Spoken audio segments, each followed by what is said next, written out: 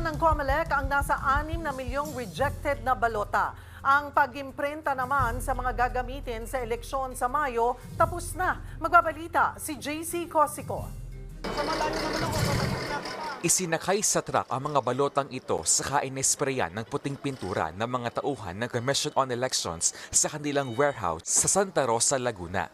Rejected na ang mga balota matapos ang inilabas na temporary restraining order ng Korte Suprema laban sa diskwalifikasyon ng ilang kandidato sa Bilang Pilipino 2025. Sa kabuuan, 6 na milyong balota ang nasayang at dadalhin sa isang pasilidad sa Pampanga para tunawin. Hindi na rin po magagamit yung. Kaya lang, mahirap kasi baka kasi yung iba ay maibenta, enterprising, etc.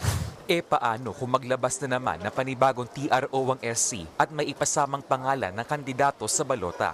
Pag-aaralan daw yan ng COMELEC. Pero mukhang malabo na raw maimprenta ulit ang halos 69 million official ballots talo't tapos na nila itong gawin. At this point, no turning back na tayo eh. Wala na tayong ibang issue kung hindi yung distribution ng mga balota sa iba't ibang parte ng ating bansa. Ibig sabihin po, March na, naghihintay pa kami ng TRO, hindi ka pwede pong for life kami maghihintay sa printing. Kung may madi-disqualify o aatras pang kandidato, mananatili pa rin ang kanilang pangalan sa balota. Sa ngayon, nasa kalahati na ng printed ballots ang na-verify. Tinatayang matatapos yan sa Abril bago dalhin sa kanilang warehouse at ipamahagi. Magiging mahigpit din na seguridad sa paglilipat ng mga balota.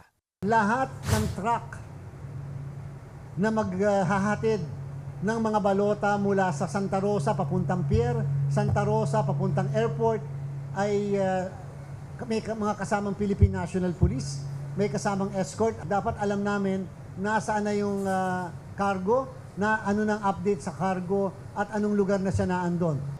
Uunahin din daw sa distribution ang mga malalayong lugar. Yung posibilidad na magkaproblema ka sa barko, yung posibilidad na magkaproblema ka sa eroplano, naka-factor in lagi yon.